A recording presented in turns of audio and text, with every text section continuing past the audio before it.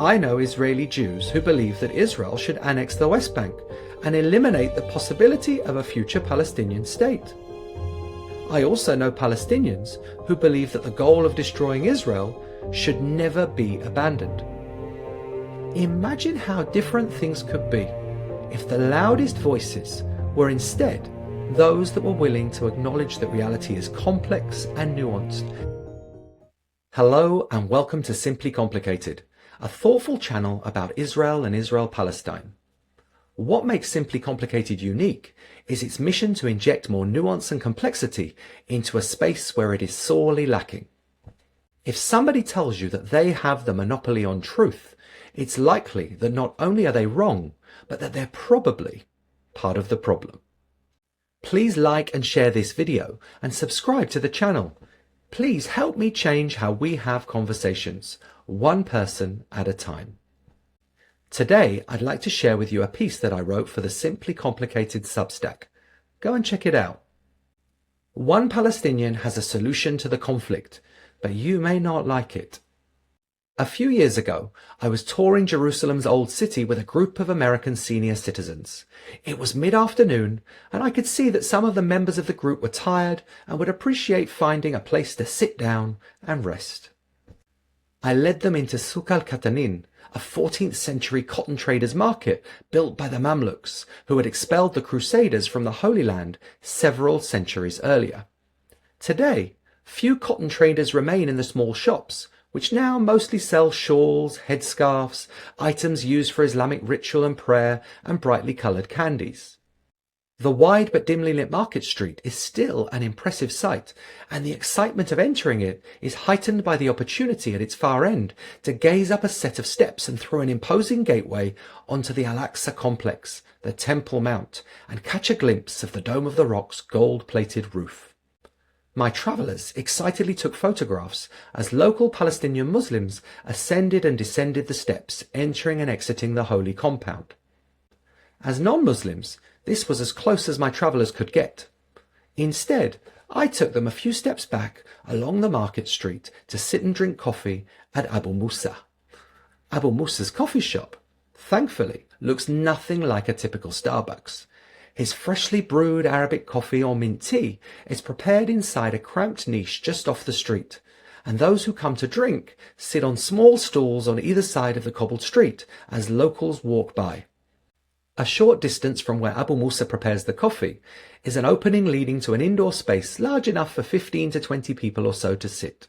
This area serves as a place of Islamic prayer for local shopkeepers during the day, but when unoccupied, it provides an excellent spot for a small group of tourists to rest and watch the world unfold around them. I had first met this group about 3 weeks earlier. Their trip had begun with 3 days in the West Bank, guided by a Palestinian, followed by a few days touring Tel Aviv and Jaffa with me, before continuing on to Haifa and the Golan Heights. After bidding me farewell, they sailed down to Egypt, exploring the land of the pharaohs with an Egyptian guide, before heading to Jordan, where they were accompanied by a Jordanian guide, himself a Palestinian. The group had now returned to me for the final 2 days of their trip in order to explore Jerusalem. They returned to me not only after many memorable experiences, but also with some very strong and confidently held views on the region and the Israel Palestine conflict. I helped Abu Musa bring the coffee and tea that I'd ordered to the group, and then I sat down to speak with them. Earlier, we had examined the Jewish connection to Jerusalem, and later we would be walking the Via Dolorosa and visiting the Church of the Holy Sepulchre. Now was the time to discuss the Islamic theological connection to Jerusalem, Al-Quds, as well as the Muslim-Arab conquest of the city in 637 AD, led by Caliph Omar ibn al-Khattab. However, just before we began our discussion, I saw a friend passing by, descending the steps after praying at Al-Aqsa. We caught each other's gaze, and he came over to greet me. Ahmad, I've changed his name to respect his privacy, and I met nearly 8 years ago. Actually, over coffee at Abu Musa's. He's helped me many times when I've been guiding Muslim travellers. The Islamic Waqf, which is responsible for administering the Al-Aqsa complex, the Temple Mount, allows only Muslims to pray at the site. Aside from certain times, only Muslims are permitted to enter the site at all. Even when non-Muslims are permitted to enter, the Islamic Waqf does not allow them to enter the buildings, such as the Dome of the Rock or the Al-Aqsa Mosque. The Waqf's decision to restrict access to non-Muslims is not based on Islamic religious law, but rather on political considerations. When I've guided Muslim travellers, but wasn't allowed to join them at Al-Aqsa, Ahmad has been kind enough to accompany them, helping them navigate the mount, visit the holy sites, and even taking pictures of them at prayer before safely returning them to me. After exchanging a hug and some pleasantries, I asked Ahmad if I could bring him a cup of coffee, and whether he'd be prepared to speak with the group. He readily agreed, and he asked me what I wanted him to say. I replied that he should speak freely about anything that he wanted to, and that the group was particularly interested in the conflict and how, if at all, it could be resolved. In a moment, I'll tell you about Ahmad's conversation with the group, but first, I'll provide some geopolitical and historical context to help you better understand the reality of Jerusalem and its Arab and Jewish residents. Jerusalem was conquered by the Ottomans and incorporated into the Ottoman Empire in the early 16th century. In 1917 to 1918, Palestine, which then encompassed the areas of modern-day Gaza, Israel, the West Bank, and Jordan, came under British control. Following World War II and the British decision to relinquish control of Mandatory Palestine, the United Nations Partition Plan of November 1947 designated that the remaining part of Mandate Palestine, that which had not already become the independent Hashemite Arab Kingdom of Jordan, would be divided further into two states, one Arab and one Jewish. Jerusalem was not to be part of either state. Instead, it was to become a corpus separandum, an international city. The Jewish leadership in Palestine accepted the plan, but the Palestinian Arab leadership rejected it and took up arms against the Jews. As a result, the plan was never implemented, and a civil war began between Jews and Arabs, which broke out in late 1947. Fast forward to May 1948, and as the British were completing their withdrawal from Palestine, the Jewish leadership declared the establishment of a state. Immediately, the surrounding Arab countries attacked the new state of Israel, supporting Palestinian Arab forces that had already been fighting with the Jews since late 1947. Following the declaration of the state, the Jewish quarter of the Old City, already besieged by the Jordanian Arab Legion, came under further heavy military pressure, and just 2 weeks after the establishment of the State of Israel, the Jewish quarter and the entire Old City of Jerusalem fell to the Jordanians. Jews living in the Old City were either taken as prisoners of war by the Jordanians or forced to leave. By the end of 1948, Jerusalem was clearly divided into two parts, East and West. East Jerusalem came under Jordanian control, while West Jerusalem was under Israeli control. All Jews living in East Jerusalem were displaced, moving to Jewish-controlled areas, and the majority of Arabs living in West Jerusalem relocated to areas under Jordanian control. East and West are as much political terms as they are geographical ones. The dividing line, known as the Green Line, was an arbitrary and temporary ceasefire boundary drawn up by Israeli and Jordanian commanders in the field in late 1948. It was never recognized as a permanent border by either side, and yet for the next 19 years it functioned as a de facto border between Israel and Jordan. Israel declared Jerusalem as its capital, though it only controlled the western part of the city. This decision, enshrined in Israeli law, remains a source of international controversy until this day. Along with the West Bank, Jordan annexed East Jerusalem, including the entirety of the Old City, declaring it part of Jordan and applying Jordanian law to the area and its Palestinian Arab residents. Despite this annexation being illegal under international law, Jordan's occupation and subsequent annexation of East Jerusalem and the West Bank, a move recognized only by the governments of Great Britain and Pakistan, are rarely discussed and are not widely considered controversial. Following the signing of the Armistice Agreement between Israel and Jordan in 1949, residents of Israeli-controlled West Jerusalem, predominantly Jewish but also some Arabs, became Israeli citizens. Meanwhile, the majority of residents in Jordanian-controlled East Jerusalem, now almost exclusively Arab, were granted conditional Jordanian citizenship. However, new Palestinian Arab residents of East Jerusalem who had fled or been displaced from areas that became Israel during the war did not receive Jordanian citizenship. Instead, they were placed in refugee camps created by the newly created United Nations Relief and Works Agency, UNRWA, which was tasked with caring for Arab refugees displaced from what had become Israel. The same situation applied to Palestinian Arabs throughout the West Bank. Those who had lived in the West Bank before 1948 received conditional Jordanian citizenship, whilst those arriving from areas that had become part of Israel were placed in UNRWA-administered refugee camps and were denied Jordanian citizenship, despite Jordan's annexation of the territory. The same situation applied to Palestinian Arabs throughout the West Bank.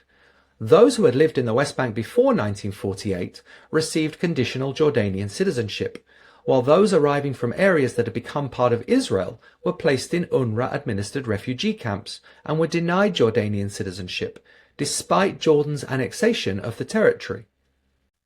In 1964, the Palestine Liberation Organization, the PLO, was formed at the Arab Summit in Cairo. At that time, Gaza was under Egyptian occupation and Jerusalem and the West Bank were under Jordanian control, as we've already mentioned. The PLO was not created to resist Egyptian or Jordanian occupation. In fact, Egyptian and Jordanian representatives were present in the room at the time of the organization's establishment, but rather, the PLO was founded with the stated goal of dismantling the State of Israel. During the Six-Day War in June 1967, Israel captured East Jerusalem and the West Bank from Jordan. While the West Bank came under Israeli military occupation, East Jerusalem, including the Old City, was related to differently. In Israeli political discourse, East and West Jerusalem were unified, and a basic law officially annexing East Jerusalem to Israel was officially passed by the Knesset, Israel's parliament, in 1980. Palestinian Arabs living in Gaza and the West Bank are neither Israeli citizens nor considered residents of Israel under Israeli law. However, Palestinian Arabs in East Jerusalem are considered residents of Israel. East Jerusalem Palestinian Arabs were not forced to adopt Israeli citizenship. In fact, international law prohibits the compulsory imposition of citizenship on an occupied population. However, they were granted permanent residency in Jerusalem, which under Israeli law is part of Israel. They may apply for Israeli citizenship, and as of today, approximately 5% of the 380,000 Palestinian Arabs living in East Jerusalem have become Israeli citizens. As non-citizens, permanent residents of Jerusalem can't vote in Israeli national elections, but they are eligible as permanent residents of the city to vote in municipal elections. However, in practice, few East Jerusalem Palestinian Arabs exercise their right to vote in local elections.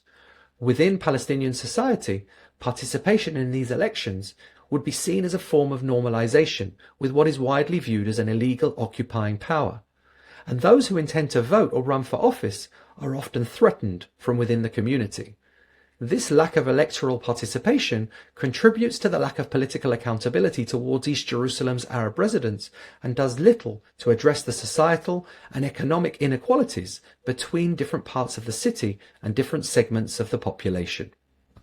Returning to Abu Musa's coffee shop, Ahmed came to sit with the group. After introducing him, I moved to the side, giving Ahmed the stage and indicating to the group that I had no intention of steering the conversation or filtering questions and answers. Ahmed began by sharing a little about his family who've lived in Jerusalem for multiple generations. He explained that he was born in the Old City in 1965, then part of Jordan, and that he does hold Jordanian citizenship. The group asked Ahmed about life in Jerusalem under Israeli control, the changes he had witnessed, and his views on Israel's government. I had never previously engaged in a deep and meaningful discussion with Ahmed about his or my respective views, and like the group, I found much of what he said enlightening, even if I didn't fully agree with absolutely everything that he said. Then, as our time together was coming to an end, one of the travellers shifted the discussion to the question of how the Israeli-Palestinian conflict might be solved. Ahmed's response surprised many in the group, as it contradicted much of what they had presumed to be true. Here's the exchange. Traveller 1. Why is there no peace between Israel and Palestine? Ahmed's response. The answer is the politicians. Another traveller said, but what about Mahmoud Abbas, the president of the Palestinian Authority? Ahmed responded, well, yeah, he's a politician too. The same traveller responded, so you mean politicians on both sides are the problem? Ahmed said, yeah, of course. Netanyahu's a problem, the Israeli government doesn't want a solution, and the illegal Israeli occupation must end. But our Palestinian politicians are a problem too. Abbas is corrupt, he steals from the people, he doesn't want to help. Our politicians benefit and get rich from the conflict. The first traveller asked another question. So, Ahmed, do you think a two-state solution is the answer? And here Ahmed's response floored them. No, I think that even if there were a Palestinian state, it would fail. It wouldn't work. We Palestinians wouldn't know how to run it. At this point, a third traveller asked a question. So, Ahmed, if you don't think a Palestinian state is the solution, what is the solution? What do you think should happen? To which he responded, I was born in 1965. At that time, there was no Palestinian state. This place was Jordan. Before Israel occupied Jerusalem and the West Bank in 1967, we didn't talk about a Palestinian state. We didn't talk about Jordan leaving. This was Jordan, and I'm Jordanian. My solution would be for Israel's occupation here to end, and for Jordan to return to rule over the West Bank and Jerusalem. Ahmed finished speaking, and several members of the group rose to shake his hand. As he was about to leave, he took me aside to ask whether what he had said was acceptable. I said of course it was, and reiterated that he should say whatever he feels, and that it's so important to me that my travellers will hear different perspectives, not just mine or those of people who share my views. To be honest, although I'd long known that Ahmed was deeply critical of Israel, we'd never discussed possible solutions to the conflict, and his response on that question surprised me, as did his willingness to share it with the group. We continued on our tour, walking the Via Dolorosa, visiting the Church of the Holy Sepulchre, but later as we sat down to reflect on the day, our meeting with Ahmed naturally became a major topic of discussion. Some members of the group had arrived for the trip with very little historical or contextual knowledge or deeper understanding of the complex geopolitics of the region. Others, on the other hand, had come with very strong preconceived notions, specifically that Israeli intransigence was largely responsible for the failure to reach a political resolution to the conflict, and that Palestinians had little agency or responsibility for the situation. I would come to understand that these views had been further reinforced by conversations that the group had had with guides in the West Bank and Jordan. The Palestinian guide in the West Bank had declined to speak about the challenges of Palestinian self-governance or internal issues within Palestinian society. For the Jordanian guide, who had Palestinian roots himself, like many of his countrymen, the inalienable starting point for political discussions with the group had been the assertion that Israel was an illegitimate settler colonial state. These approaches differ from my own. Those who are familiar with me know that I strive to be fair and balanced, and to try and present multiple narratives, and to clearly differentiate between my own opinions and what can be considered objective fact. Ahmed's perspective not only presented many in the group with an alternative view of the conflict, but it also led some to reconsider whether the dominant narratives that they'd encountered, whether in the media or in intellectual circles, were fully grounded in objective truth, or whether certain elements of reality or perspectives like Ahmed's were being filtered out, perhaps even deliberately. Ahmed is a Palestinian Arab. He considers Israeli control of East Jerusalem, the Old City and the West Bank illegitimate. He believes that Israel was born in sin, and that the war of 1947 to 1949 was a Nakba, a catastrophe inflicted upon the Arab population of Palestine by the Jews.